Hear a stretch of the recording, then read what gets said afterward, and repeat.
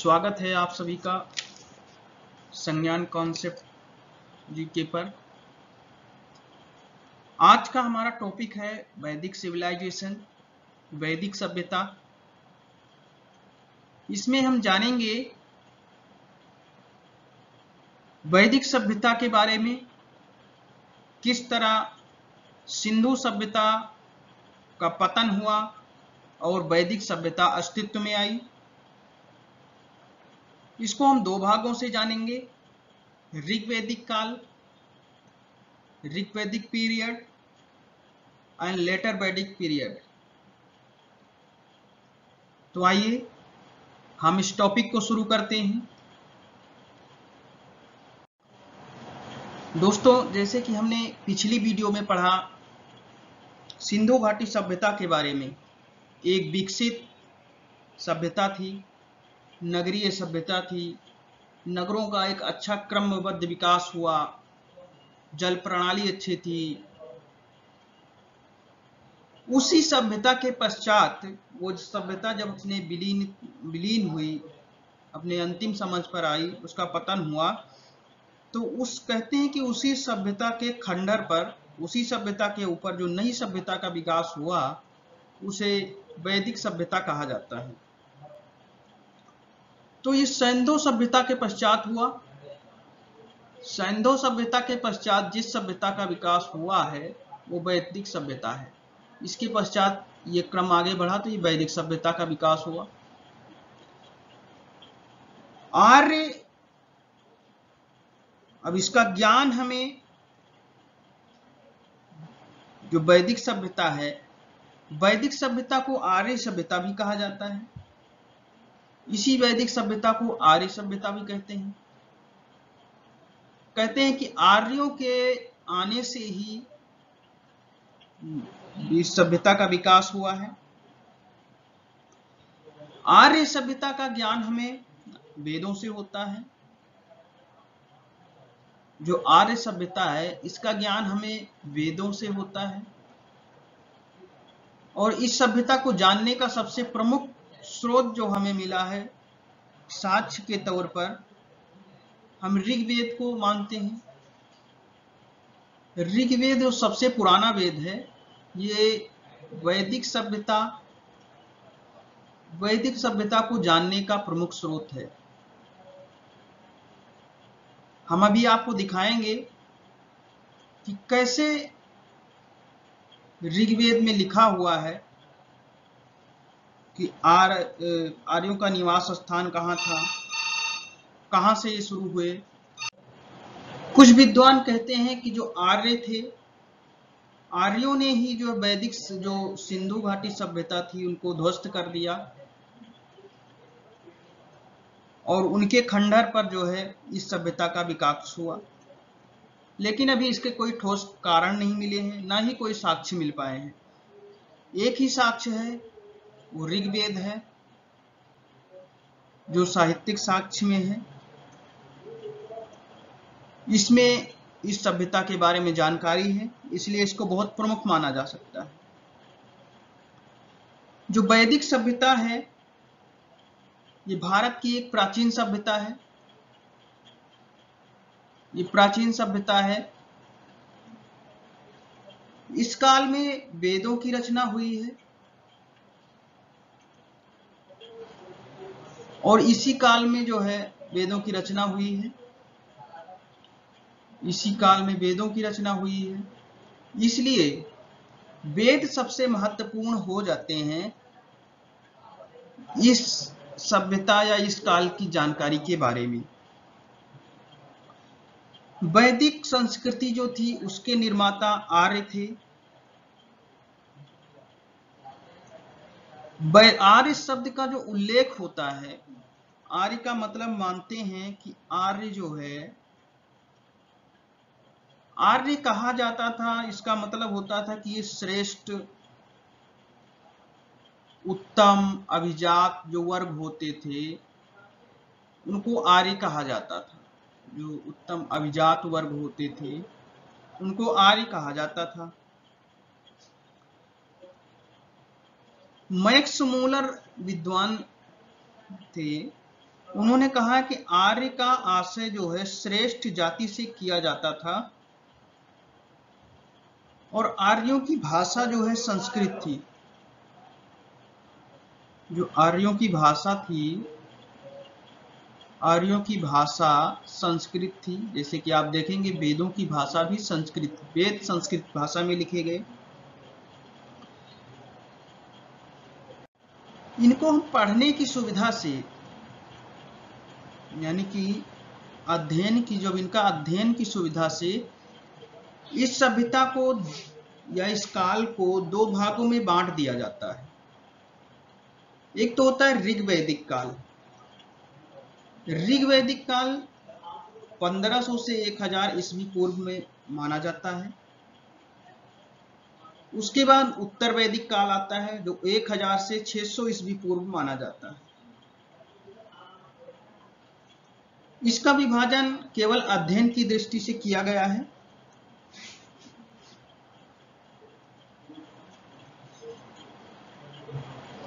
बात करते हैं ऋग्वैदिक काल की। क्योंकि वैदिक सभ्यता को अध्ययन की दृष्टि से दो भागों में विभाजित किया गया है। ऋग्वैदिक काल की बात करते हैं। इसका काल, जो ऋग्वैदिक काल है,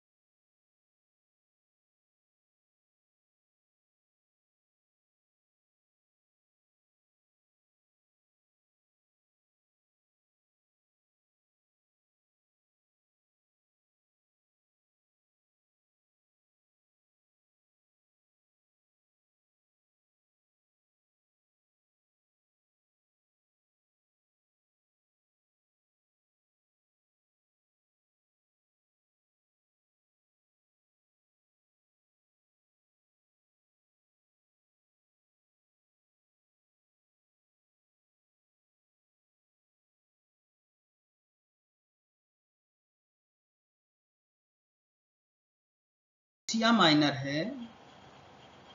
1400 ईस्वी के बोगज कोई जो एशिया माइनर में पड़ता है, वहां से जो साक्ष्य मिला है उसमें जो है ऋग्वैदिक काल के देवताओं के उल्लेख हैं, उनके नामों का उल्लेख किया गया है।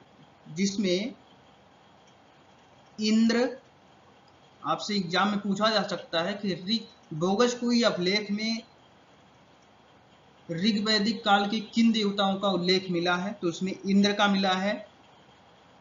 वरुण नाम याद रखिएगा। मित्र का मिला है, मित्र। और नास्ते, नास्ते नाम है देवता का, नास्ते मिला। इससे ये अनुमान लगाया जाता है कि जो आर्य लोग थे वो ईरान के रास्ते से भारत आए। अनुमान केवल लगाया जाता है कि वो ईरान के रास्ते से भारत आए हुए, कि बोगज कोई अभिलेख में इन देवताओं के नाम का वर्णन है और ईरान से आए होंगे। इससे एक बात और प्रमाणित करती है कि जो ऋग्वेद में जो बातें लिखी गई हैं वही बातें जो ईरानी ग्रंथ है अवेस्ता, अवेस्ता जो ईरानी ग्रंथ है उसमें भी सेम बातें लिखी गई हैं। जो आर्यों का निवास स्थान था उसके बारे में विद्वानों में मतभेद भी है। आइए देखते हैं।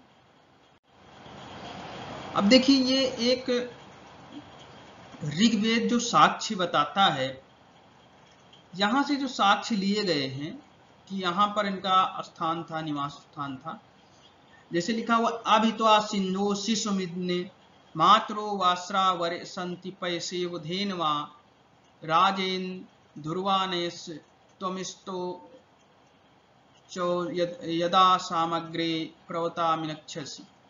तो जिसे इसकी हिंदी लिखा हुआ है, जिस प्रकार माताएं शिशुओं को मिलती हैं और जिस प्रकार दूध से भरी हुई नौ प्रसूता गाय आती है, उसी प्रकार शब्द करती हुई नदियां दूसरी नदियों से मिलती हैं।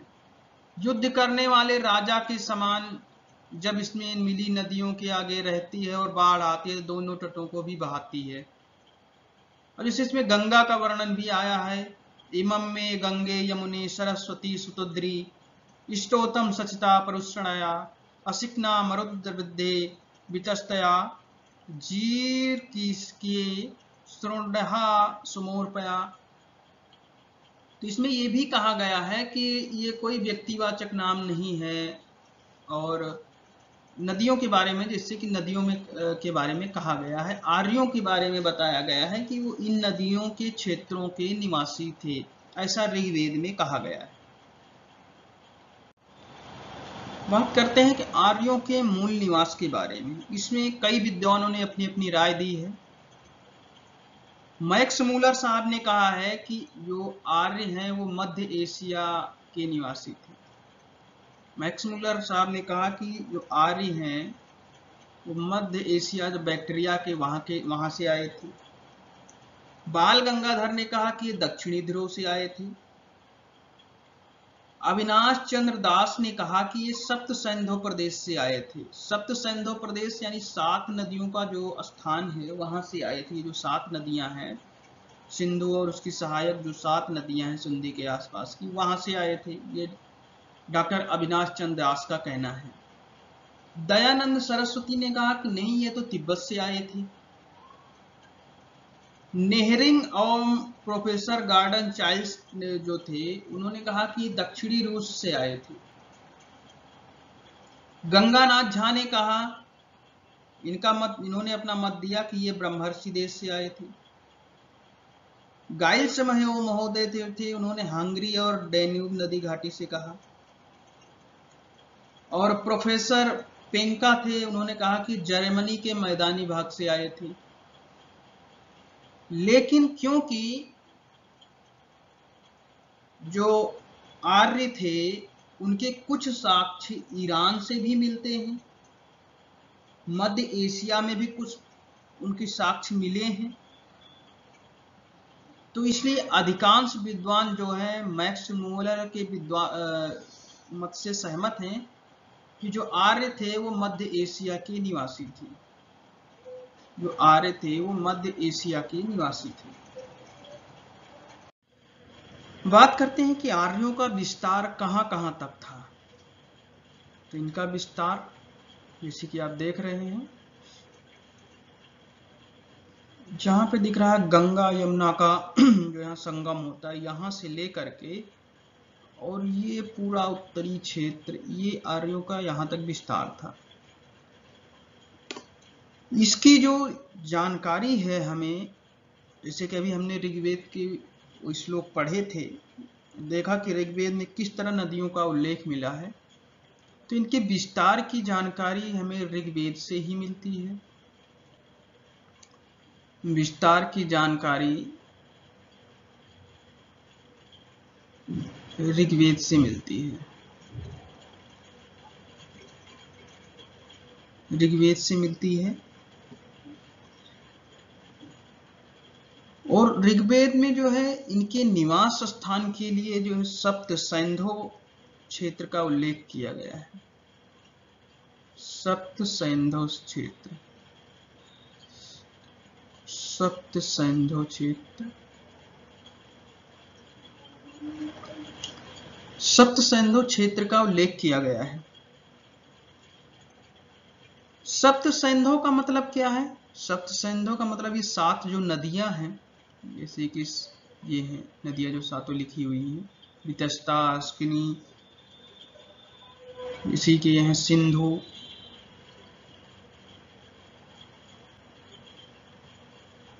सिंधु हो गई, सरस्वती हो गई, सरस्वती हो गई,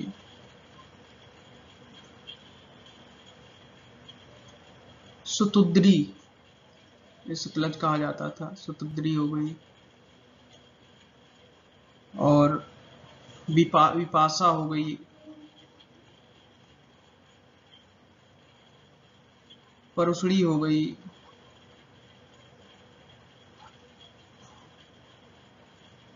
वितस्ता हो गई,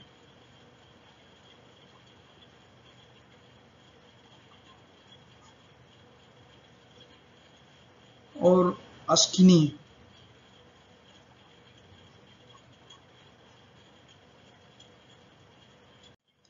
ये जो 7 नदियां थी इनको सप्त सिंधु क्षेत्र कहा जाता था। इनके अंतर्गत जो क्षेत्र आता था, मतलब जो इनके मैदानी इलाका आता था या जो भी क्षेत्र आता था उनको सप्त सिंधु क्षेत्र कहा जाता था। और ऋग्वेद में लिखा हुआ है कि आर्य सप्त सिंधु क्षेत्र के निवासी थे। आर्यों के विस्तार के बारे में जैसे कि आप देख सकते हैं, इनका विस्तार, ये उत्तर प्रदेश का, पश्चिमी उत्तर प्रदेश का क्षेत्र, जैसे कि ये हो गया, ये पश्चिमी उत्तर प्रदेश है। यहाँ पे अफगानिस्तान से लेकर के यहाँ पे अफगानिस्तान के इलाके में मिलते हैं।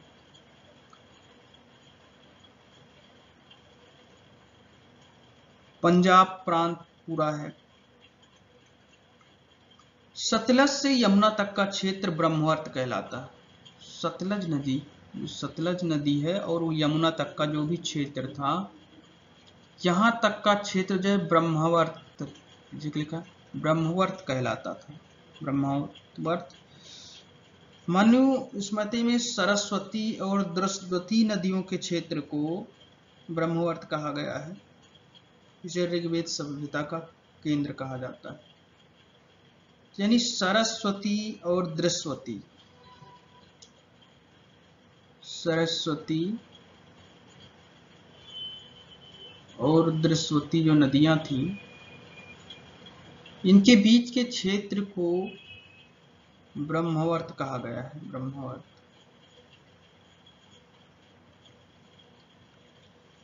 गंगा और यमुना के बीच का जो दोआब होता था, 2 नदियों के बीच के क्षेत्र को दोआब कहा जाता है। और जो गंगा और यमुना के बीच का ये क्षेत्र होता था दोआब, जैसे कि ये गंगा और ये यमुना है, इसके बीच का जो क्षेत्र है दोआब, इस दोआब के क्षेत्र को ब्रह्मर्षि देश कहा जाता था।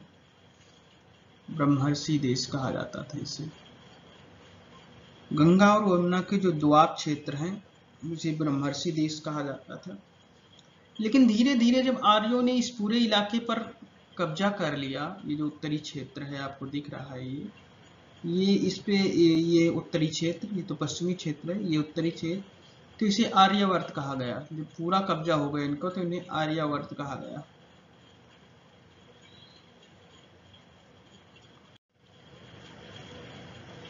वैदिक संहिताओं में 31 नदियों का उल्लेख मिलता है।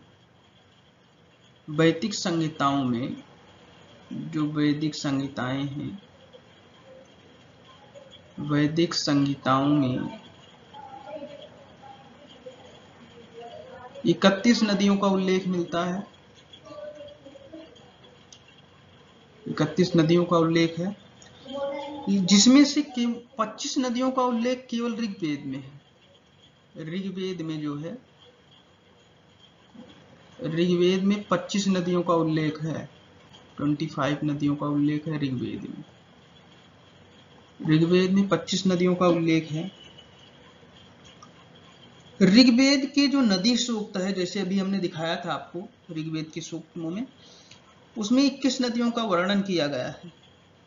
21 नदियों का वर्णन नदी सूक्त में है। अब आपसे पूछा जा सकता है कि नदी सूक्त में कितने नदियों का वर्णन है, तो नदी सूक्त में 21 नदियों का वर्णन है। टोटल ऋग्वेद में 25 नदियों का वर्णन है, नदी सूक्त में 21 नदियों का वर्णन है। 21 नदियों का लिख लीजिएगा। सिंधु नदी प्रमुख है ऋग्वेद की, सिंधु नदी को प्रमुख माना गया है, सिंधु नदी का सर्वाधिक बार वर्णन किया गया है इसमें। पवित्र नदी सर्वाधिक प्रमुख नदी जो है सिंधु थी, ये प्रमुख थी, लेकिन जो पवित्र नदी थी, यानी पवित्र नदी जो थी, पवित्र नदी सबसे ज्यादा सरस्वती थी, सरस्वती को सबसे पवित्र माना गया है। सरस्वती को और नामों से भी जाना जाता था, जिसे देवी तमा, माते तमा, नदी तमा भी कहा गया है। इसको 3 और नामों से जाना गया है, देवी तमा, माते तमा, नदी तमा आदि इन नामों से भी जाना गया है। एक बात ध्यान रखिएगा कि गंगा नदी का उल्लेख एक बार, गंगा का एक बार और यमुना का उल्लेख ऋग्वेद में 3 बार किया गया है। यमुना का 3 बार उल्लेख किया गया है और गंगा नदी का 1 बार उल्लेख किया गया है। तो इसमें इंपॉर्टेंट पॉइंट नदियों से कौन कौन से आ जाते हैं कि वैदिक संहिताएं जो हैं उनमें 31 नदियों का उल्लेख है, जिसमें से 25 नदियों का उल्लेख केवल जो है ऋग्वेद में है, और इन 25 में से जो 21 नदियों का उल्लेख है वो केवल नदी सूक्त में आ जाता है। जो हमने नदी सूक्त आपको दिखाया था शुरू में, उसमें 21 नदियों का उल्लेख है। सिंधु सबसे प्रमुख नदी थी ऋग्वैदिक काल की, और सबसे पवित्र नदी सरस्वती को माना जाता था।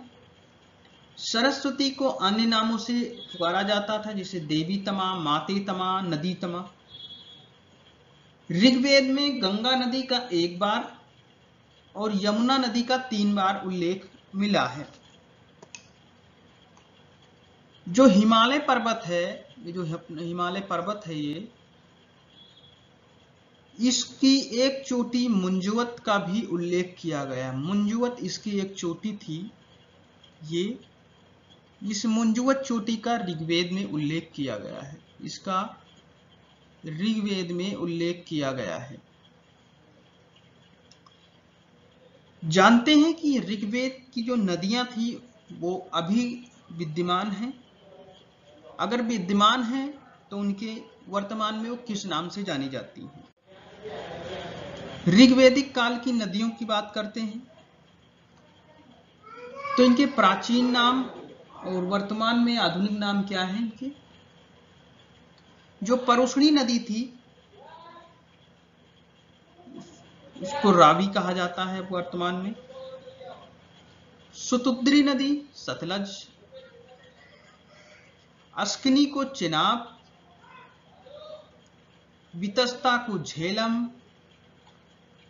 विपाशा का व्यास, गोमती का गोमल, कुंभ या कुंभा का काबुल, सदानीरा का गंडक, कुमु का कुर्रम, सिंधु का इंडस। ये जो नदियां थी, 10 नदियां थी, इनको वर्तमान में या आधुनिक नाम इनका ये है कि परुष्णी का रावी है, सुतुद्री का सतलज है, अस्किनी को चेनाब, वितस्ता झेलम, विपाशा व्यास, गोमती का गोमल, काबुल कुंभा का नाम है, सदानीरा का गंडक, कुमु का कुर्रम, सिंधु का इंडस। ये नदियों के नाम हैं। अब बात करते हैं कि ऋग्वैदिक काल की सामाजिक स्थिति क्या थी। तो सबसे पहले सामाजिक स्थिति की जब बात हम करते हैं तो हमने देखा कि सिंधु सभ्यता में समाज मात्र सत्तात्मक था, लेकिन जो ऋग्वैदिक समाज था, ऋग्वैदिक समाज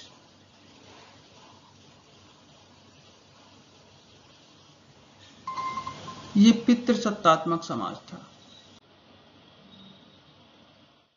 पितृसत्तात्मक समाज था ये, यानी पिता ही यहां सर्वत्र होता था, सर्वोच्च होता था। जो सामाजिक संगठन बनाया जाता था उसका आधार होता था जन्म या गोत्र।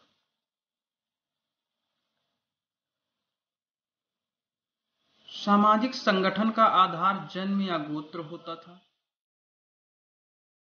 सामाजिक संगठन लिख लीजिएगा आप लोग। इसका आधार जन्म या गोत्र होता था। समाज की सबसे छोटी इकाई कुल होती थी। जो इकाई का प्रारंभ होता था समाज में, सबसे छोटी जो इकाई होती थी, छोटी इकाई जो थी, इकाई ये कुल होती थी। और इसका मुखिया जो होता था वो कुलप होता था। कुलप।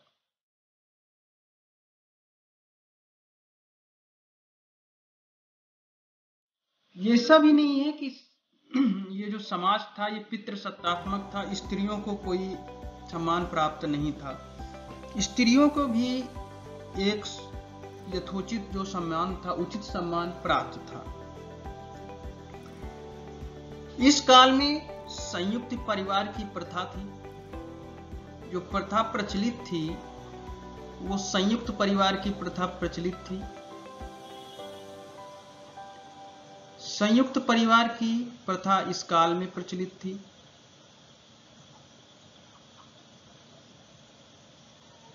दादा, नानी, नाती, पोते, इन सब के लिए एक ही शब्द जो है नप्त्र का प्रयोग किया जाता था। एक शब्द लिख लीजिए, इसका प्रयोग किया जाता था, परीक्षाओं में भी पूछा जाता है, नप्त्र। इसका प्रयोग दादा, नानी, नाती, पोते, इन सब के लिए प्रयोग किया जाता था। इस काल में वर्ण व्यवस्था के जो चिन्ह हैं वो दिखाई देते हैं। वर्ण व्यवस्था भी थी यहाँ पर। तो वर्ण व्यवस्था के प्रमाण मिलते हैं। वर्ण व्यवस्था यहाँ पर थी। वर्ण व्यवस्था थी यहाँ पर। ऋग्वेद का जो 10वां मंडल है, ऋग्वेद के, यहां लिखिएगा आप, ऋग्वेद के 10वें मंडल में जो पुरुष सूक्त है, 10वां मंडल, इसमें पुरुष सूक्त में पुरुष सूक्त है, उसमें 4 वर्णों की जो है उत्पत्ति का वर्णन मिलता है। उसमें 4 वर्णों की उत्पत्ति का वर्णन मिलता है। तो जो वर्ण व्यवस्था है ये बहुत ही प्राचीन व्यवस्था है। 4 वर्णों की उत्पत्ति का वर्णन है, जिसमें 4 वर्ण जानते ही हैं। इसमें ये कहा गया है कि जो विराट पुरुष थे, यानी इन्हें कहा गया जो विराट पुरुष, भगवान का विराट पुरुष के मुख से ब्राह्मण की उत्पत्ति हुई है। मुख से ब्राह्मण की उत्पत्ति हुई है, जिससे वो शिक्षा देगा, वेदों का वाचन करेगा। बाह से क्षत्रिय की उत्पत्ति हुई है। क्षत्रिय की उत्पत्ति जिससे वो रक्षा करेगा। जंघा से जो है जांघ से वैश्य की उत्पत्ति हुई है। और पैरों से शूद्र की उत्पत्ति हुई है, जो सेवा करने के लिए है। ऐसा ऋग्वेद के 10वें मंडल में पुरुष सूक्त में वर्णित है। इस काल में जो है स्त्रियां जो होती थी, जो स्त्रियां यज्ञ में भाग लेती थी, स्त्रियां जो है वो यज्ञ कार्य भी करती थी, यज्ञ में भाग लेती थी। बाल विवाह, पॉइंट लिख लीजिए, बाल विवाह, सती प्रथा,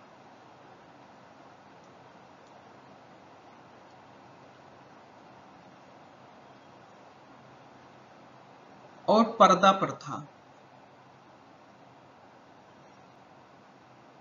इसका प्रचलन नहीं था।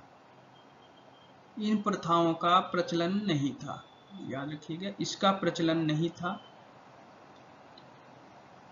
पुत्रियों का भी उपनयन संस्कार किया जाता था। यानी उपनयन संस्कार होता है, स्त्रियों का या पुत्रियों का भी उपनयन संस्कार होता था।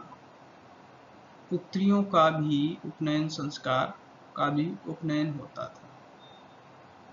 हम आगे पढ़ेंगे 16 संस्कारों के बारे में, लेकिन पुत्रियों का भी उपनयन संस्कार होता था। आगे पढ़ेंगे हम 16 संस्कारों के बारे में डिटेल से। विधवा विवाह की प्रथा जो थी वो प्रचलन में थी, यानी विधवा विवाह प्रचलन में था। विधवा विवाह प्रचलन में था।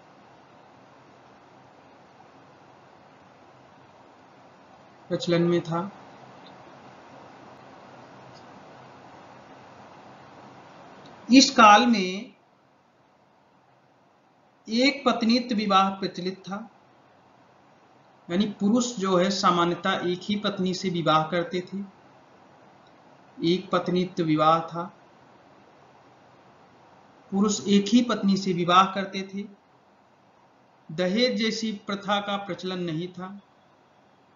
दहेज का प्रचलन नहीं था, दहेज प्रथा का प्रचलन नहीं था, दहेज प्रथा नहीं थी। लेकिन जो कन्या को उपहार दिए जाते थे, जो कन्या को विवाह के समय उपहार दिया जाता था,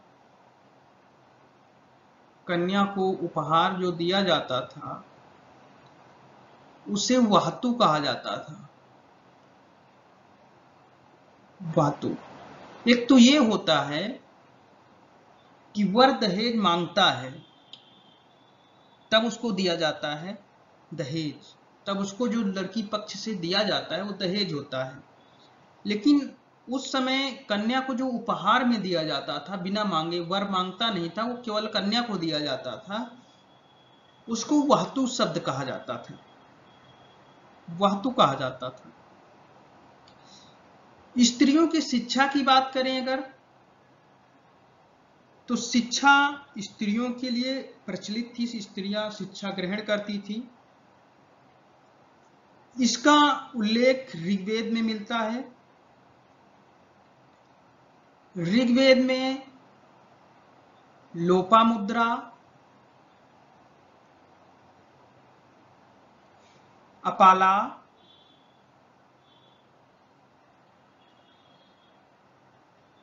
घोषा, सिक्ता,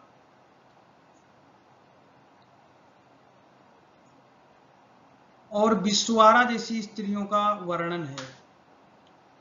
विश्वारा जैसी स्त्रियों का वर्णन है। और यही नहीं, इन स्त्रियों ने मंत्रों की रचना भी की है। इन स्त्रियों ने मंत्रों की, वेद के मंत्रों की रचना भी की है।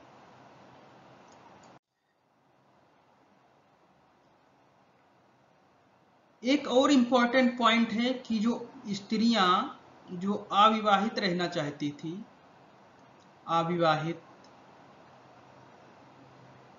जो अविवाहित रहती थी उनको अमाजू कहा जाता था। अविवाहित रहने वाली स्त्रियों को अमाजू कहा जाता था। एक प्रथा का प्रचलन था जिसे नियोग की प्रथा कहते हैं। नियोग प्रथा का प्रचलन था, नियोग प्रथा। इस प्रथा में जो स्त्री होती थी, स्त्री अपने देवर से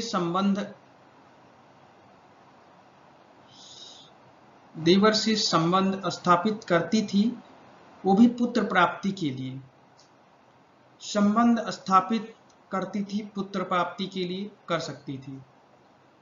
पुत्र प्राप्ति के लिए वो सहचर्य कर सकती, संबंध स्थापित करती थी, जिसे नियोग प्रथा कहा जाता था। इस काल में कहा जाता है कि दास प्रथा भी प्रचलित थी। दास प्रथा का प्रचलन था, यानी कि दास प्रथा जो है, दास प्रथा प्रचलित थी। किंतु ये यूनान और रोम की भांति उस समय कठोर नहीं थी। आर्य लोगों के भोजन की बात करें सॉरी, आर्य लोग जो आर्य लोग थे उनके भोजन की बात करें तो दोनों प्रकार का भोजन करते थे, शाकाहारी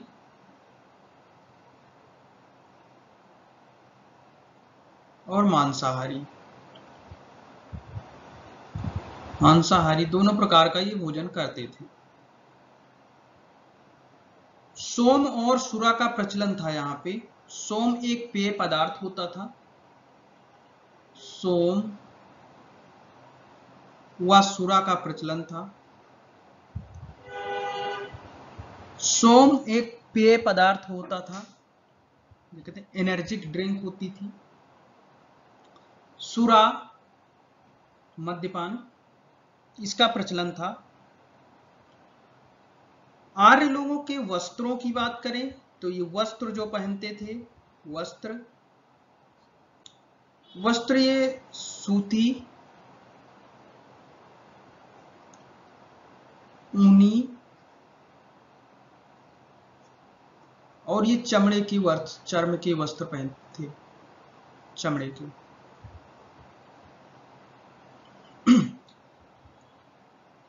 आर्य समाज में जो आर्य पद्धति में विवाह होता था, एक पवित्र संस्कार माना जाता था। इसे विवाह को पवित्र संस्कार माना जाता था और इसमें दो प्रकार के विवाह प्रचलित थे, अनुलोम विवाह और प्रतिलोम विवाह। अनुलोम और प्रतिलोम दो विवाह प्रचलित थे। जो अनुलोम विवाह होता था उसमें उच्च वर्ण का पुरुष होता था, उच्च वर्ण का पुरुष और निम्न की स्त्री होती थी। प्रतिलोम में निम्न वर्ण का पुरुष होता था और उच्च वर्ण की स्त्री होती थी। और स्त्री जो है ये यहाँ निम्न वर्ण की स्त्री होती थी और यहाँ पे उच्च स्त्री होती थी, उच्च वर्ण की स्त्री होती थी। ये दो प्रकार के जो विवाह प्रचलित थे। उस समय जो मनोरंजन के साधनों में नर्तकियों का नाच होता था, नर्तकियां होती थी नाचने वाली, वो विशिष्ट वो जो है परिधान धारण करती थी, जिसे पेशस कहा जाता था। पेशस याद रखिएगा, ये नर्तकियों की पोशाक होती थी, ये नर्तकियों की पोशाक होती थी, नर्तकियों की पोशाक होती थी ये। जिसे वो धारण करती थी। इस काल में जो आर्य काल था, ऋग्वेदिक काल था, इस काल में कान में कर्ण शोभन और शीश पर कुंभू नामक आभूषण की पहनने की प्रथा थी। आभूषणों में बात करें तो कर्ण शोभन जो कान में पहना जाता था, कुंभू जिसे मुकुट टाइप का था, सर पे पहना जाता था। इसके अतिरिक्त जो था वो खादी, रुक्म, भुजबंद,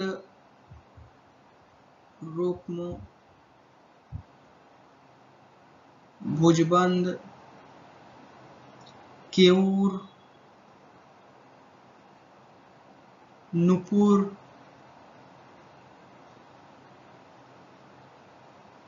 कंकड़, मुद्रिका आदि भी प्रचलित थे, यानी अंगूठी, ये सब भी प्रचलित थे। हमने देखा कि पिछले वीडियो में कि सिंधु घाटी सभ्यता में हमें आभूषणों के साक्ष्य मिले हैं। सोने, तांबे आदि के आभूषण जो है सिंधु घाटी सभ्यता में भी धारण किए जाते थे। तो वही आभूषण जो है यहाँ भी धारण किए जाते थे। यहाँ पर जो भिषज शब्द है वो वैद्य के लिए इस्तेमाल किया जाता था। एक पॉइंट, 2-3 पॉइंट और बचे हैं। भिषज शब्द ये वैद्य के लिए इस्तेमाल किया जाता था और आशय होता था इसका अश्विनी देवता से, जो अश्विनी से होता था, अश्विन से जो चिकित्सकों या वैद्य देवता होते थे। यक्ष्मा का भी अनेक स्थलों पर उल्लेख हुआ है, यानी तपेदिक यक्ष्मा का भी उल्लेख हुआ है। यक्ष्मा, इसका भी उल्लेख मिला है। ज्यादातर अंतिम संस्कार में जलाया जाता था, यानी अग्नि संस्कार किया जाता था, जलाया जाता था, लेकिन कभी कभी दफनाया जाता था। तो इसमें लिखनी दफनाना और जलाना दोनों प्रथाएं संस्कार में शामिल थी। तो जैसे कि एक बार रिपीट कर लेते हैं, इस काल में दास प्रथा प्रचलित थी, लेकिन वो रोम और यूनानी की भांति नहीं थी, क्योंकि वहां बहुत कड़ी दास प्रथा थी। दासों की स्थिति बहुत ही दयनीय थी। जो आर्य लोग थे वो दोनों प्रकार का भोजन करते थे, शाकाहारी, मांसाहारी। सुरा और सोम का भी वो पान करते थे। सूती, ऊनी और चमड़े के वस्त्र पहनते थे। उस काल में विवाह एक जो है पवित्र संस्कार माना जाता था, जो 2 प्रकार के होते थे, अनुलोम विवाह और प्रतिलोम विवाह। अनुलोम विवाह में उच्च वर्ण का पुरुष होता था और स्त्री निम्न वर्ण की होती थी। जो प्रतिलोम विवाह होता था उसमें निम्न वर्ण का पुरुष होता था और स्त्री उच्च वर्ण की होती थी। जो नर्तकियों द्वारा पोशाक धारण की जाती थी उसे पेशस कहा जाता था। इस काल के लोग आभूषण पहनते थे, जैसे कि हमने सिंधु घाटी सभ्यता में भी आभूषण के साक्ष्य मिले। आभूषणों में कर्ण शोभन जो कान में पहनते थे, कुंभू सर में पहनते थे, खादी, रुक्म, भुजबंद, केऊर, नुपुर, कंकर और अंगूठी यानी मुद्रिका आदि के भी प्रमाण मिलते हैं। भिषज शब्द का प्रयोग मिलता है। भिषज शब्द जो वैद्य होते थे उनके लिए प्रयोग किया जाता है। वैद्य खासकर अश्विनी देवता के लिए प्रयोग किया जाता है। यक्ष्मा यानी तपेदिक का उल्लेख मिलता है। अंतिम संस्कार हेतु 2 विधियों का उल्लेख मिलता है। एक तो मृतकों को जलाया जाता था और दूसरा कहीं कहीं दफनाने के भी साक्ष्य मिलते हैं, प्रमाण मिलते हैं। तो ये सामाजिक स्थिति थी। आगे हम जानेंगे इनकी राजनीतिक स्थिति के बारे में। तो आइए राजनीतिक स्थिति के बारे में जानते हैं। राजनीतिक स्थिति इनकी इस प्रकार से थी। आइए ग्राफ बनाते हैं। ऐसे आप बना सकते हैं।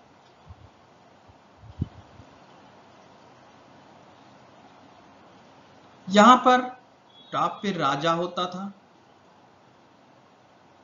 फिर उसके बाद पुरोहित होता था, उसके बाद विस्पति होता था,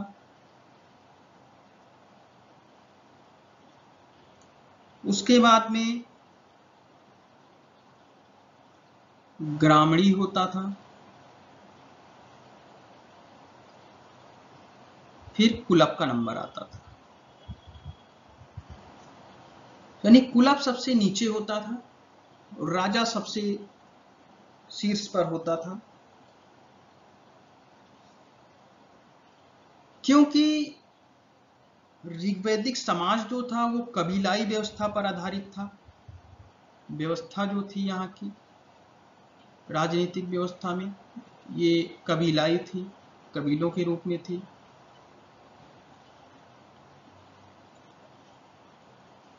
कबीले का एक राजा होता था, सरदार, और राजा को गोप कहा जाता था। राजा होता था इसे गोप कहा जाता था।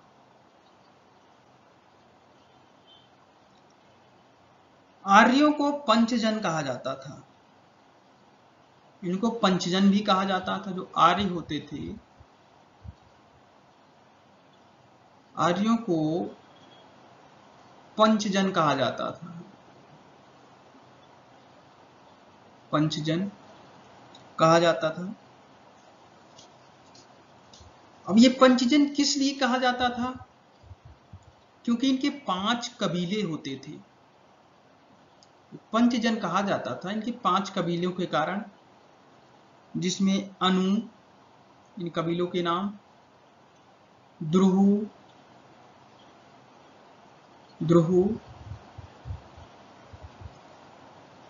पुरु,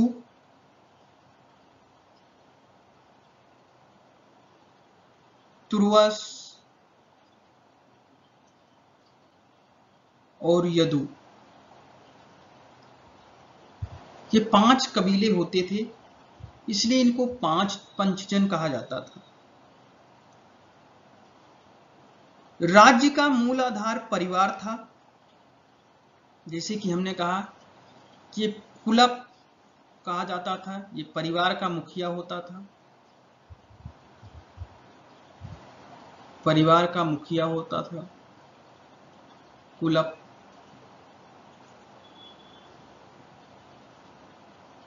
इसको गृहपति भी कहते थे। ग्रामणी जो होता था, जब ये कुलों को मिला के, जब कई कुल मिल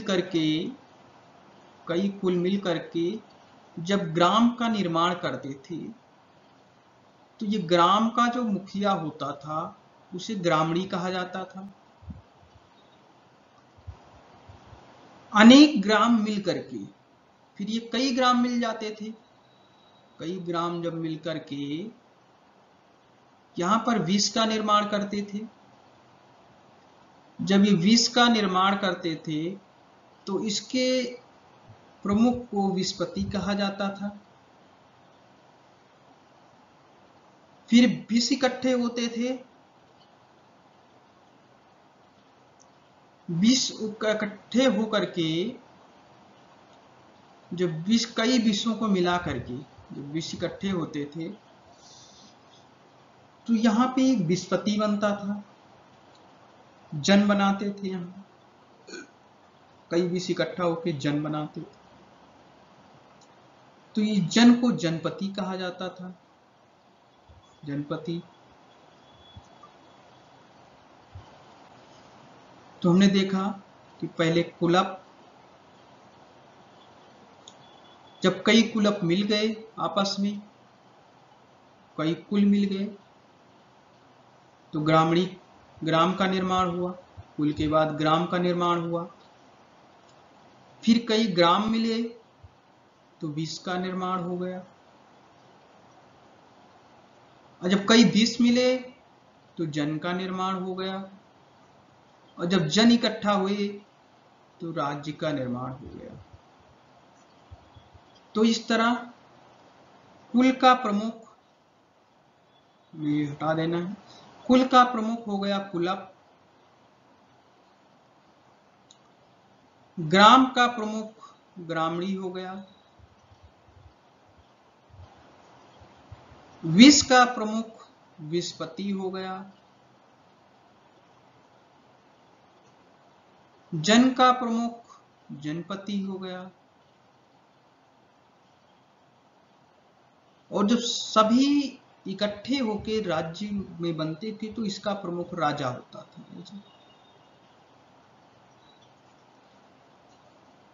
इस तरह इसकी राजनीतिक व्यवस्था में एक प्रशासन जुड़ा हुआ था, यानी कि राज्य या राष्ट्र का निर्माण होता था।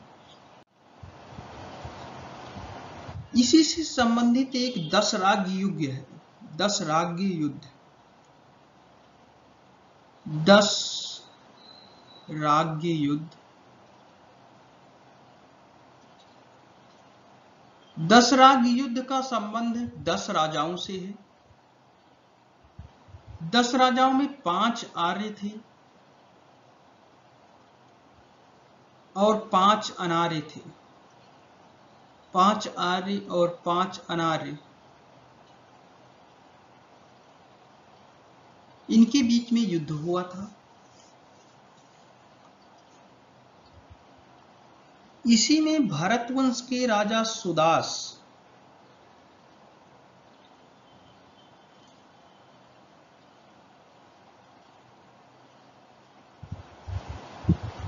इन आर्यों और अनार्यों ने मिलकर के,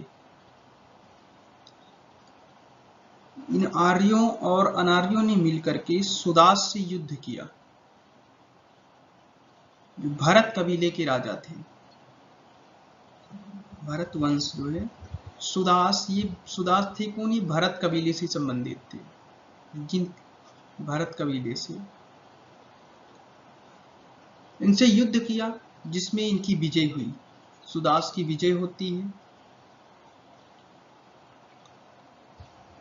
और इस जो युद्ध है इसका वर्णन हमें ऋग्वेद से मिलता है। हम देखेंगे इनके प्रणाली के बारे में, जो इनकी प्रशासनिक प्रणाली थी। जैसे कि हमने देखा कि ये 5 भागों में विभक्त थे।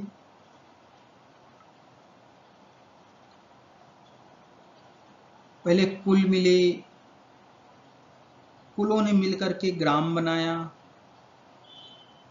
ग्रामों ने मिलकर के विष बनाया, विष ने मिलकर के जन बनाया, और जन ने मिलकर के, सभी जन मिलकर के राष्ट्र का निर्माण करते हैं। इस तरह इनकी प्रशासनिक प्रणाली थी। ये प्रशासनिक प्रणाली राजतंत्रात्मक नहीं थी, ये जनतंत्रात्मक थी, यानी गणतंत्र थी। ये प्रणाली गणतंत्र थी और राजा का जो कार्य होता था, राजा का जो कार्य होता था वो कबीले की रक्षा करना।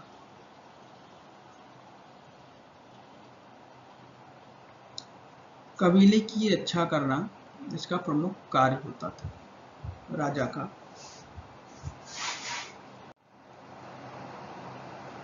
इस काल में जो संस्थाएं हुई, जैसे कि अभी देखो काफी जो उस समय जनतांत्रिक संस्थाएं जो थी, जनतांत्रिक संस्थाओं का भी विकास हुआ। इस काल में संस्थाओं का विकास हुआ। इस संस्थाओं में तीन जो समितियां थी वो बहुत प्रचलित हुई। सभा हुई एक संस्था, एक समिति हुई और एक विदत प्रमुख हुई।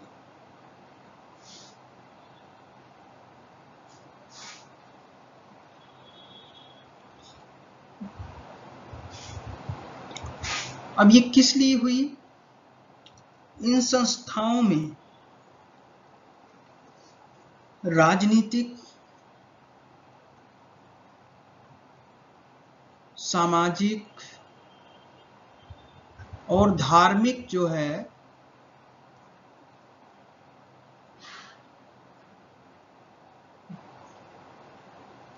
धार्मिक प्रश्नों पर चर्चाएं होती थी। सभा और विधिक परिषदों में महिलाएं की सक्रिय भागीदारी होती थी। महिलाएं की सक्रिय भागीदारी थी किसमें? एक तो सभा में थी, इसमें महिलाओं की, और विधिक परिषद में। इन दो परिषदों में महिलाओं की भागीदारी थी, सक्रिय भागीदारी, बढ़ चढ़ के हिस्सा लेती थी। सभा और समिति राजा को सलाह देने वाली समिति थी। ये जो दो संस्थाएं थी, सभा और समिति, ये राजा को सलाह देती थी, राजा को सलाह देती थी।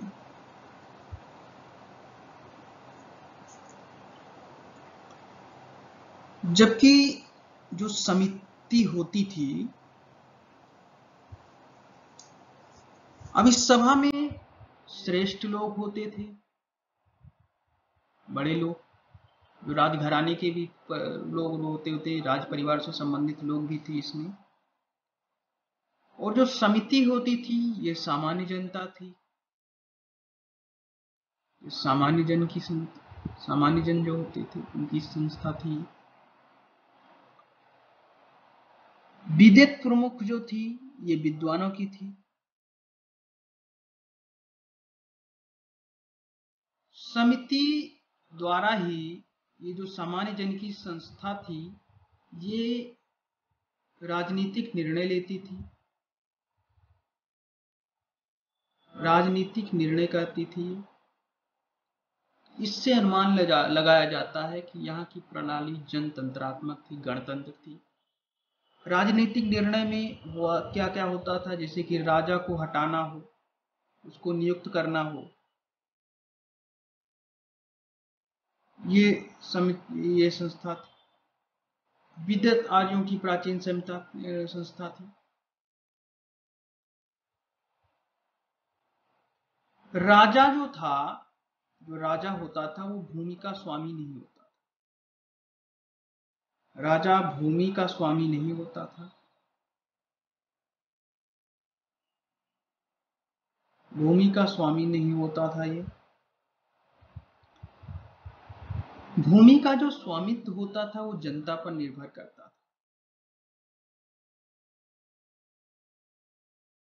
भूमि का स्वामी ये राजा नहीं, जनता होती थी, जनता होती थी। इस काल में बलि एक प्रकार का कर होता था। बलि जो राजा को प्रजा जो है स्वेच्छा से राजा को देती थी, प्रजा स्वेच्छा से देती थी, इसे बलि कहा जाता था। और राजा इसके बदले सुरक्षा की गारंटी लेता था। एक चीज ये भी है कि यहाँ पर अस्थाई सेना नहीं रखी हो जाती थी। इस काल में सेना नहीं होती थी। जब भी सेना की आवश्यकता होती थी राजा नागरिकों से ही सेना गठित कर लेता था। और सेना का संचालन जो है, जो नागरिकों की सेना होती थी उसका संचालन व्रातगण,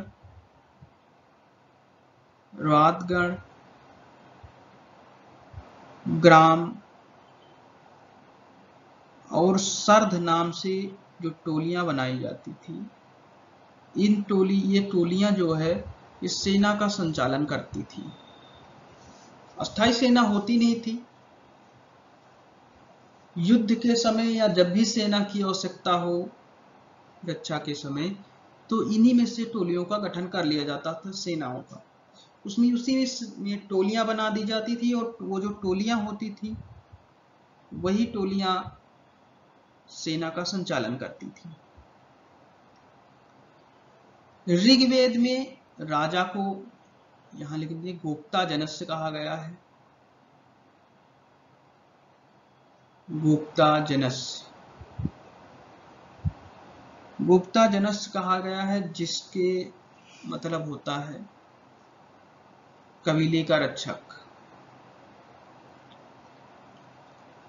कबीले का रक्षक।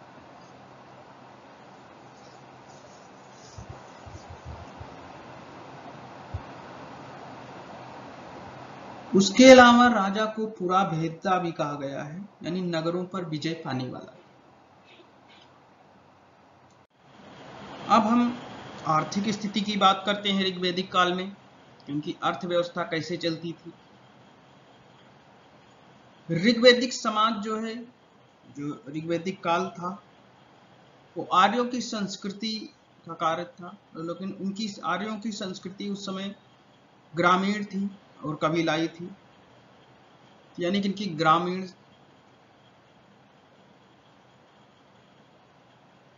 एवं कबीलाई संस्कृति थी।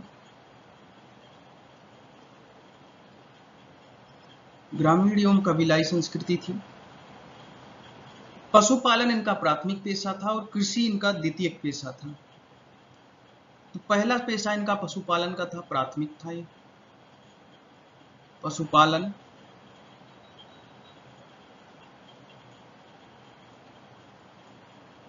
जबकि कृषि जो है इनका द्वितीयक या दूसरा पेशा था, कृषि।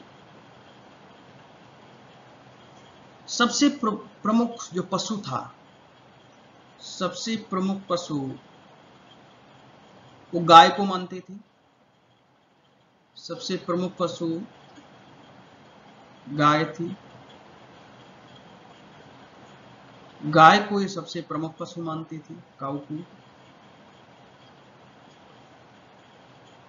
और उस समय गायों को ही विनिमय के रूप में भी प्रयोग किया जाता था, यानी कि विनिमय जो वस्तुओं का क्रय विक्रय, जैसे कि हम आज रुपये का भी इस्तेमाल करते हैं, उस समय ये विनिमय के रूप में पशु गाय का इस्तेमाल करते थे।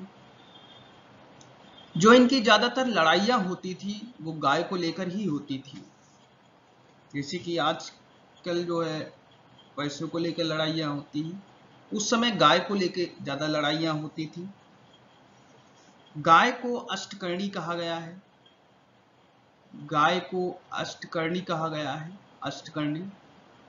इससे ये ज्ञात होता है, अष्टकर्णी कहा गया है, जो उसके ऊपर स्वामित्व का सूचक है। एक और शब्द आता है गविष्टि। गविष्टि ये गाय के महत्व को बताता है, ये भी गाय से संबंधित है, याद रखिएगा। ये भी गाय के महत्व को बताता है। गाय को अघन्या कहा जाता था। अघन्या कहा जाता था, यानी इसका वध नहीं करते थे, इसको नहीं मारे जाने योग्य होता था। गाय में को अगर कोई मार दे या उसे घायल कर दे तो वेदों में उसके लिए मृत्यु दंड तक का विधान था। मृत्यु दंड का विधान था। अगर गाय की कोई मार दे या उसे घायल कर दे तो उसे मृत्यु दंड या देश निकाला का विधान था, यानी देश निकाला तक का विधान था। मृत्यु दंड तक दिया जा सकता था उसको।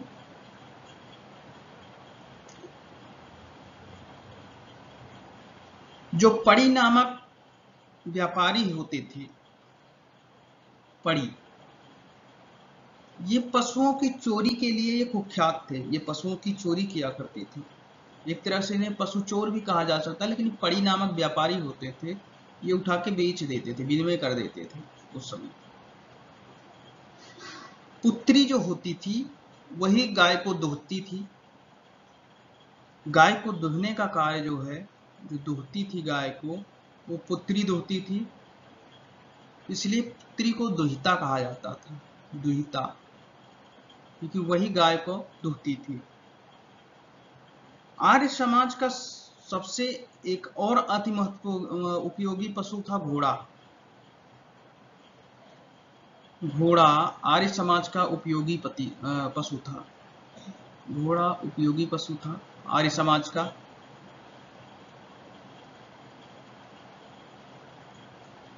घोड़ा उपयोगी पशु था उस समय आर्य समाज का। इसके अलावा ऋग्वैदिक काल में जिन पशुओं का उल्लेख मिलता है उसमें गाय,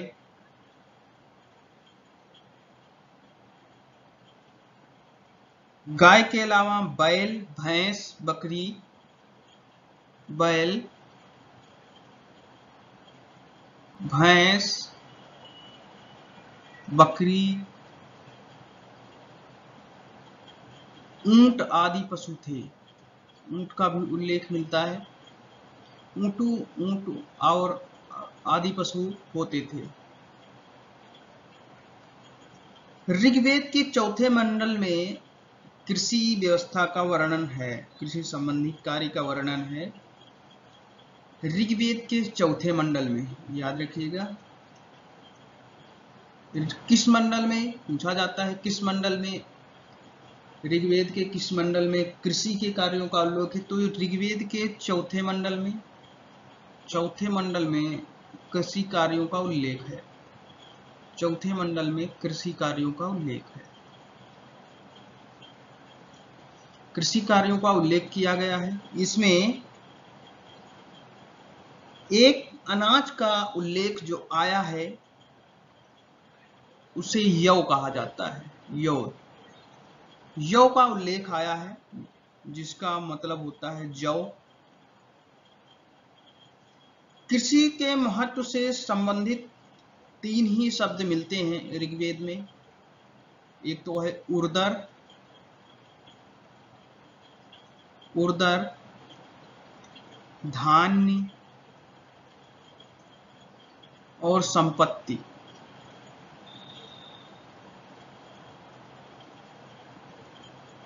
धान्य और संपत्ति। उर्दर का अर्थ ये लगाया जाता है कि ये एक बर्तन था, अनाज मापने वाला पात्र था ये। और धान्य का अर्थ लगाते हैं कि ये अनाज है, इसका अर्थ अनाज से लगाते हैं।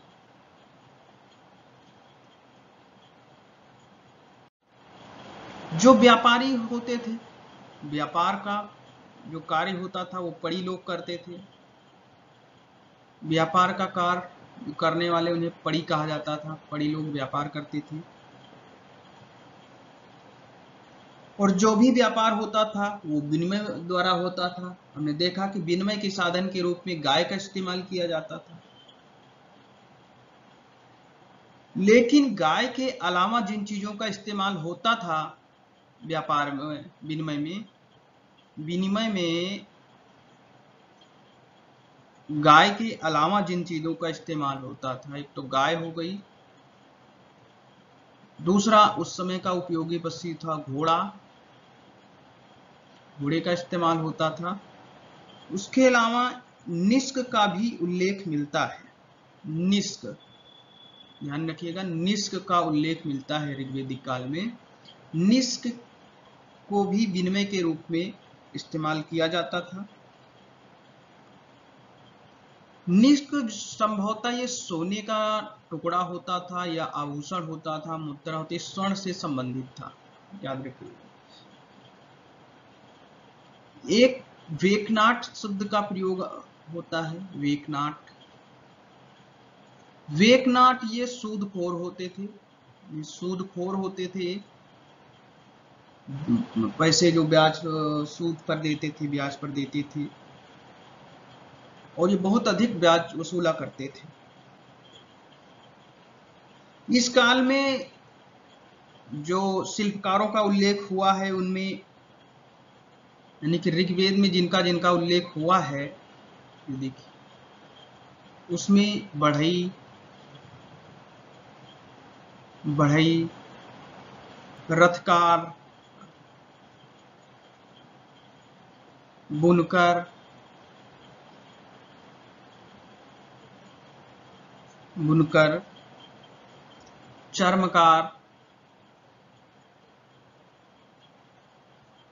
चर्मकार, कुम्हार आदि शिल्पियों का उल्लेख ऋग्वेद में दिया गया है। ऋग्वेद में सोने के लिए हिरण्य शब्द का प्रयोग मिलता है। हिरण्य शब्द का प्रयोग मिलता है सोने के लिए ऋग्वेद में।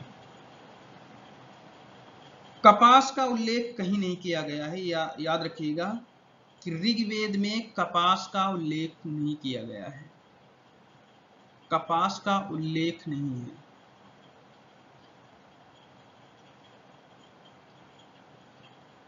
कपास का उल्लेख नहीं है कहीं ऋग्वेद में।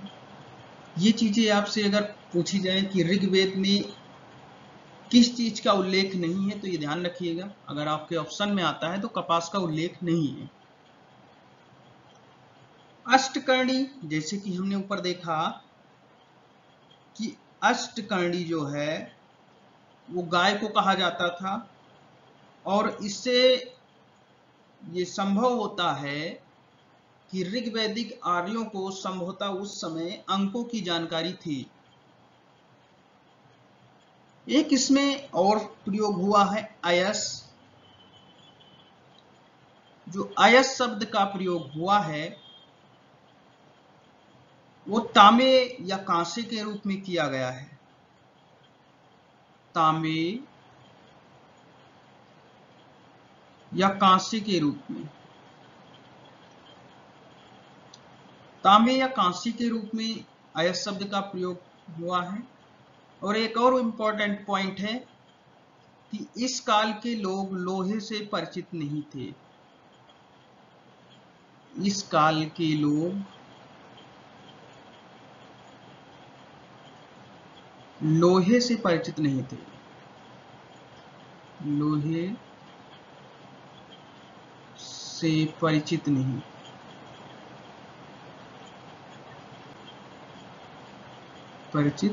थे। ये चीज ध्यान रखिएगा कि इस काल में भी लोग लोहे से परिचित नहीं थे। आगे ये उत्तर वैदिक काल में जब आता है, लेटर वैदिक पीरियड में, तब इनको लोहे का ज्ञान होता है। तो ऋग्वैदिक काल तक ये लोग लोहे से परिचित नहीं थे। जो व्यापारी लोग होते थे उन्हें पड़ी कहा जाता था। विनिमय के लिए ये गाय का इस्तेमाल करते थे, घोड़े का इस्तेमाल करते थे, और कहीं कहीं निष्क शब्द का प्रमाण मिलता है, और इससे अनुमान लगाया जाता है निष्क शब्द स्वर्ण से संबंधित होगा। वेकनाट जो थे, सूदखोर थे, वो बहुत अधिक ब्याज पर जो है रुपये देते थे।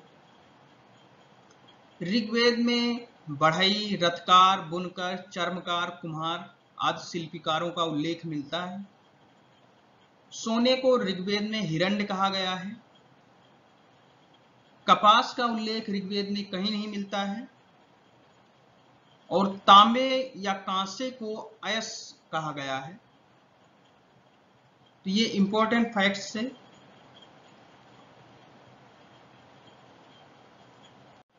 आइए कुछ और पॉइंट जानते हैं कि उस काल में, ऋग्वैदिक काल में, कुछ वस्तुओं के प्राचीन नाम क्या थे या उन्हें क्या कहा जाता था, जिनके आधुनिक नाम इस समय क्या है।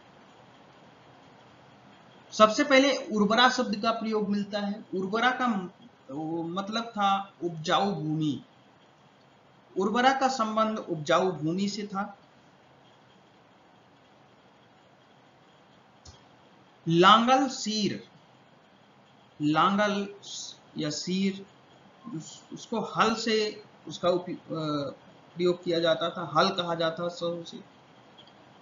ब्रक, जो ब्रक है, बैल को ब्रक कहा जाता था। करीस या सकृत, करीस या सकृत जो होता था वो गोबर की खाद को कहते थे।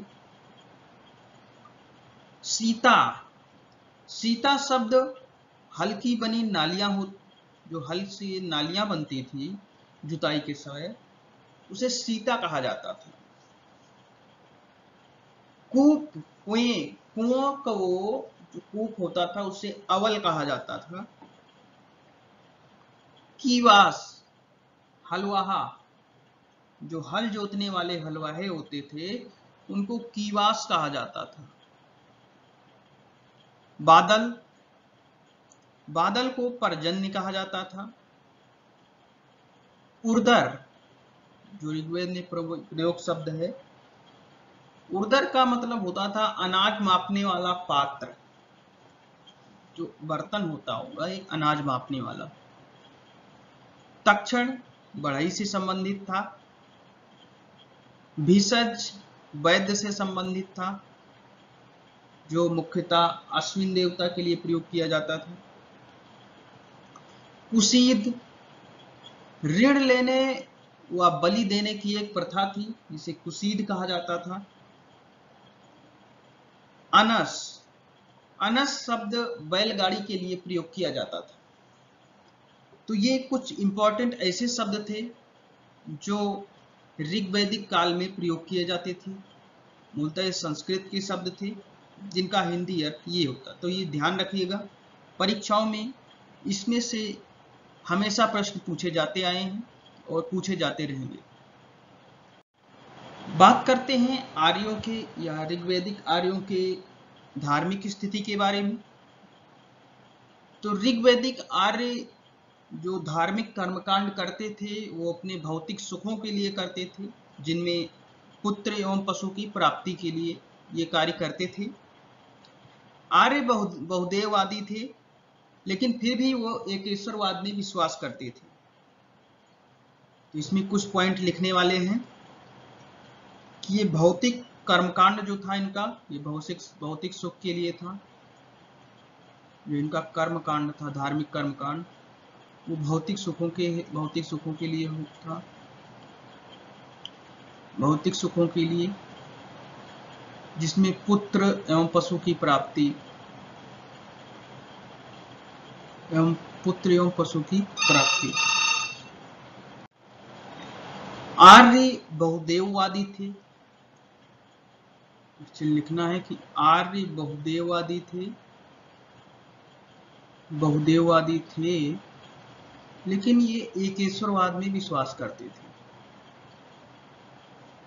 एकेश्वरवाद में इनका विश्वास था, ये पॉइंट लिखना है। इसके अलावा ऋग्वेद में अनेक देवताओं का वर्णन है। देवियों के अस्तित्व का अभाव है। ऋग्वेद में देवियों के अस्तित्व का अभाव है। सभी देवता जो थे वो प्राकृतिक शक्तियों के प्रतीक थे। तो यहाँ एक पॉइंट है कि जो ऋग्वेद है उसमें देवियों का वर्णन कम मिलता है, देवियों का अभाव है, देवियों का अभाव है इसमें। उसके अलावा जो देवता होते थे ऋग्वैदिक काल के, ये जो देवता होते थे ये प्राकृतिक शक्तियों के प्रतीक थे, प्राकृतिक शक्तियों के प्रतीक थे।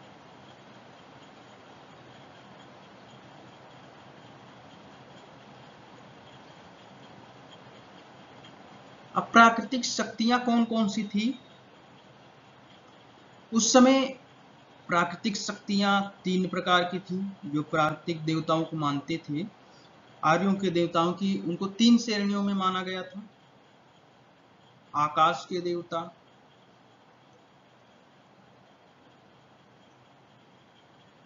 अंतरिक्ष के देवता, अंतरिक्ष के देवता और पृथ्वी के देवता, और पृथ्वी के देवता। आकाश, अंतरिक्ष और पृथ्वी के देवता, ये देवता जो प्राकृतिक शक्तियों के प्रतीक होते थे। जो आकाश के देवता होते थे उनमें प्रमुख थे सूर्य, धौस, वरुण, मित्र,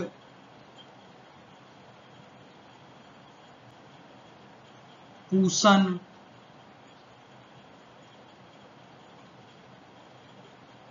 विष्णु। याद रखिएगा विष्णु उस समय आकाश के देवता थे। विष्णु, सविता,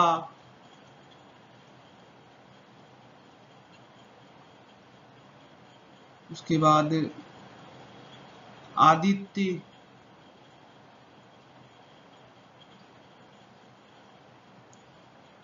उषा,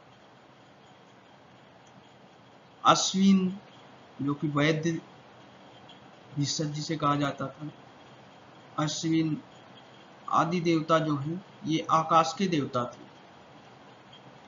अंतरिक्ष के देवताओं में जिनका वर्णन मिलता है उनमें इंद्र, रुद्र, मरुत वायु, वायु,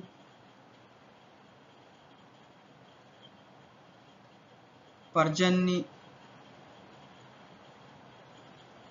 यम, प्रजापति,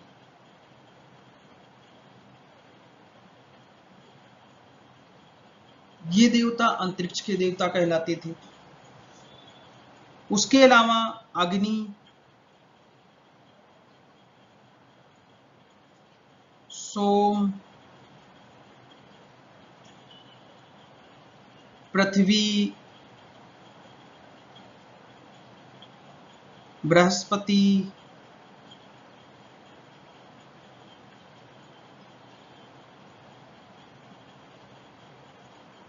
सरस्वती,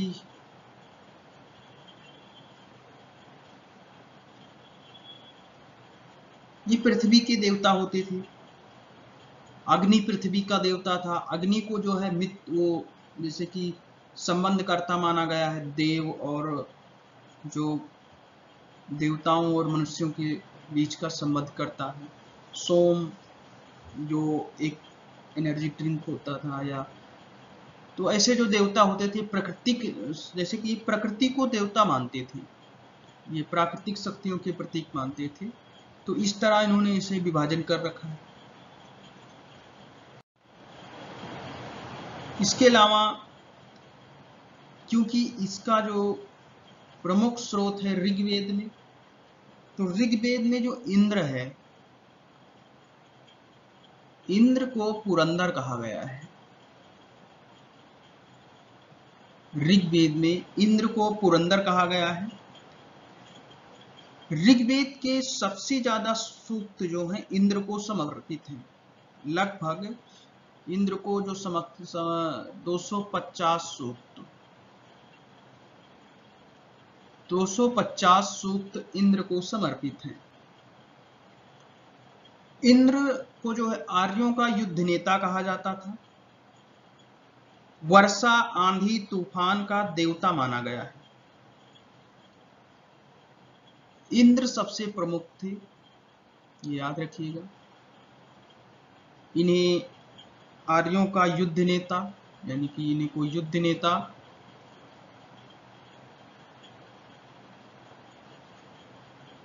युद्ध नेता, वर्षा, आंधी, तूफान आदि के देवता माना गया है।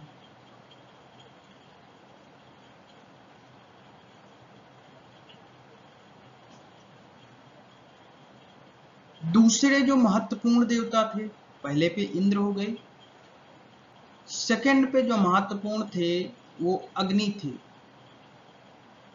अग्नि का वर्णन सबसे ज्यादा बार किया गया है।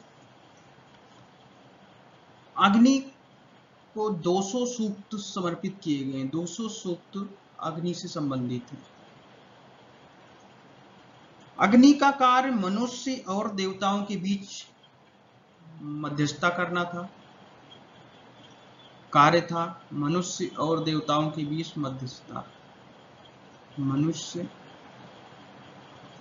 और देवताओं के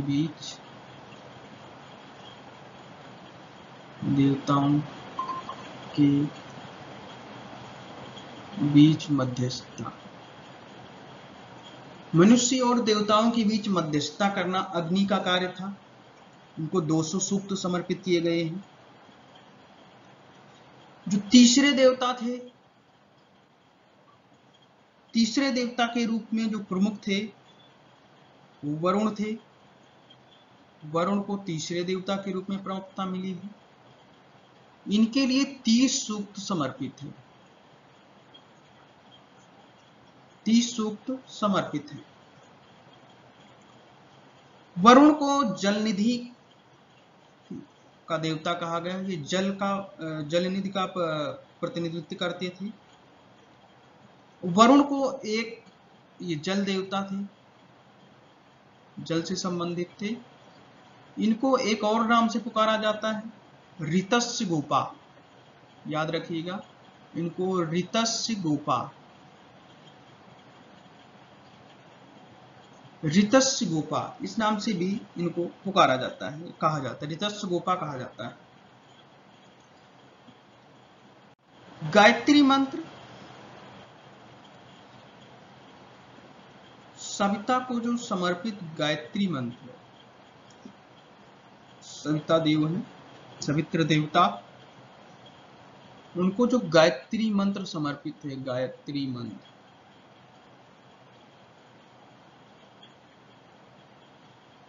गायत्री मंत्र समर्पित है।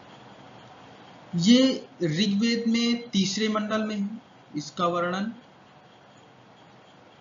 ऋग्वेद के तीसरे मंडल में है, तीसरे मंडल में है। और इसके रचनाकार जो थे, रचनाकार विश्वामित्र, जो विश्वामित्र जी हैं। ऋग्वेद में जो तीसरे मंडल में गायत्री मंत्र है वो सविता को समर्पित है। सोम का अर्थ जो होता था वो पेय पदार्थ। सोम जैसे कि हमने पहले बताया, सोम ये एक पेय पदार्थ था, पेय पदार्थ था एक। इसका उल्लेख 9वें मंडल में है, 9वें मंडल में है ऋग्वेद के।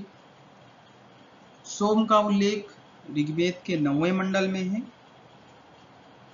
धौस जो थे, अभी एक और इंपॉर्टेंट पॉइंट कि धौस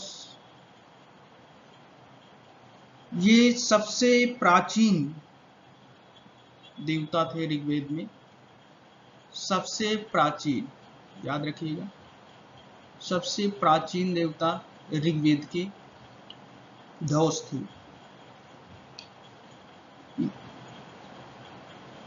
सरस्वती नदी, सरस्वती जो नदी की देवी थी, सबसे पवित्र नदी थी ऋग्वेद की। सरस्वती जो नदी की देवी थी, जो ऋग्वेद की सबसे पवित्र नदी थी, ये नदी की देवी थी। लेकिन बाद में जब उत्तर वैदिक काल में ये विद्या की देवी हो गई। नदी की देवी थी, आगे चलकर ये विद्या की देवी हो जाती हैं। एक इंपॉर्टेंट फैक्ट ये है कि ऋग्वेद में मूर्ति पूजा का उल्लेख नहीं है। मूर्ति पूजा का उल्लेख नहीं है।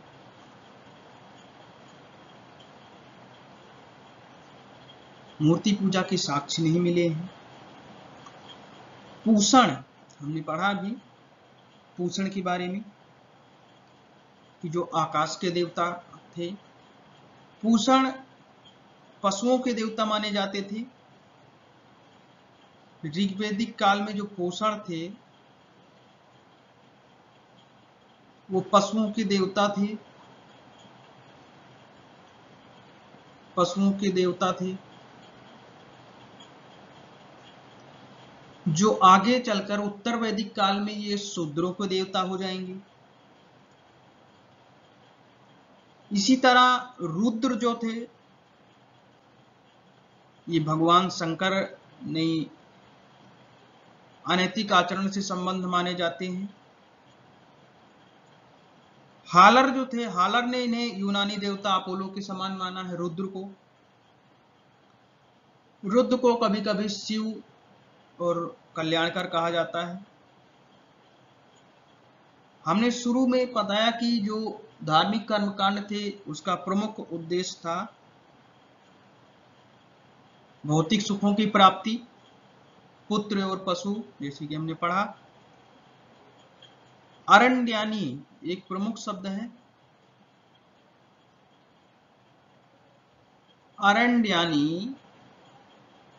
अरण्यानी जो थी वो जंगल की देवी थी, जंगल की देवी थी।